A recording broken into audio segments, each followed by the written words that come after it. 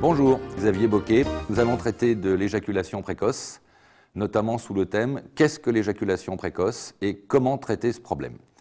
En premier lieu, vous devez savoir que ce fléau, je parle de fléau, touche 60% de la population masculine. 6 hommes sur 10 sont éjaculateurs précoces. Mais vous le savez bien, personne n'en parle, parce qu'autour de ça, il y a un tabou, il y a une gêne et il y a une honte. Alors 60% des hommes, vous me direz, statistiquement, ça veut dire que le problème n'est plus un problème, mais presque une norme. Alors je vais vous expliquer effectivement comment se met en place l'éjaculation précoce. Vous devez retenir, en dehors de cette proportion de 60%, que l'éjaculation précoce n'est jamais, j'affirme, une maladie ou un trouble mécanique. Tout le monde pourrait souhaiter être malade et espérer que son médecin généraliste lui donne une pilule miracle qui fasse qu'il n'y ait plus de soucis. Si tel était le cas, il y a bien longtemps que vous le sauriez. Vous ne souffrez pas d'une hypersensibilité de la peau du gland, vous ne souffrez pas d'un trouble neurologique. Tout cela, je l'écarte. Vous souffrez simplement d'un trouble du réflexe conditionné, voire un trouble psychosomatique.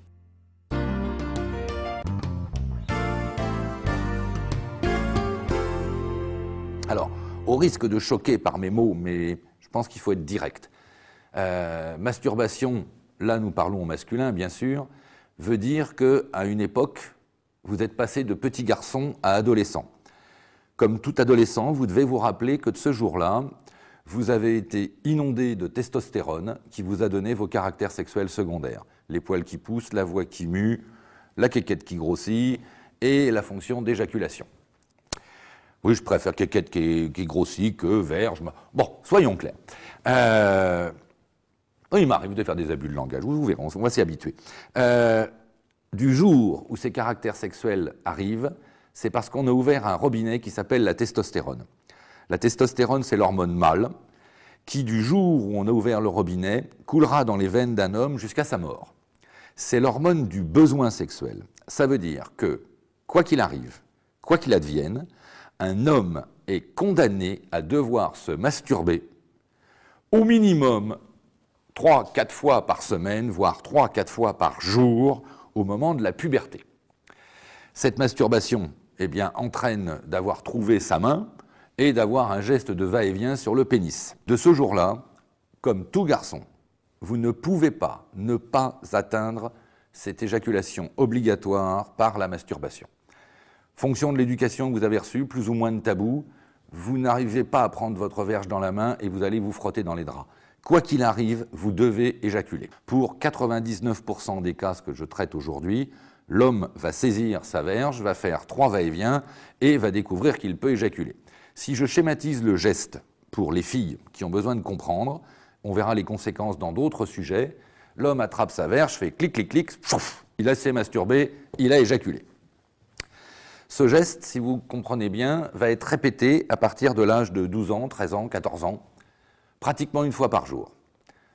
350 jours dans l'année, 5 ans, allez, grosso modo, plus de 1500 fois avant d'avoir son premier rapport sexuel. Cette fréquence masturbatoire va durer à minima jusqu'à 20 ans, puis de 20 à 25 ans, ça va diminuer considérablement. On ne va plus être qu'à une seule fois par jour, rassurez-vous, pour arriver jusqu'à, admettons, un besoin d'éjaculer de 1 fois par mois à 80 ans. En clair, dès sa première masturbation, un jeune homme est strictement éjaculateur précoce. Il va répéter ce geste 100 fois ou 1000 fois.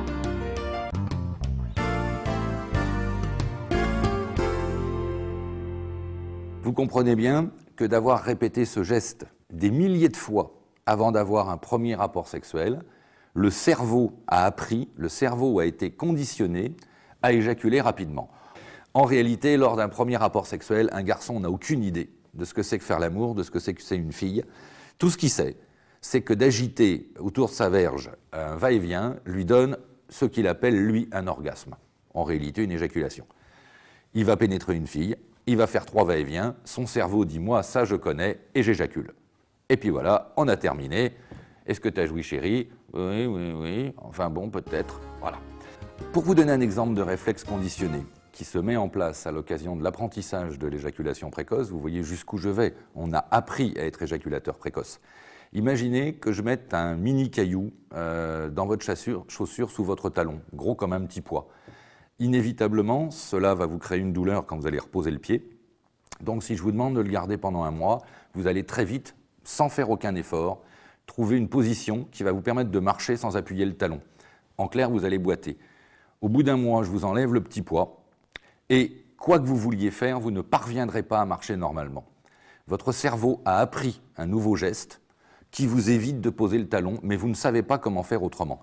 D'où la nécessité d'une rééducation quand on s'est cassé la jambe, le bras. Ce n'est pas une histoire musculaire, c'est une histoire de besoin neurologique. Voilà ce qu'est l'éjaculation précoce, un réflexe conditionné.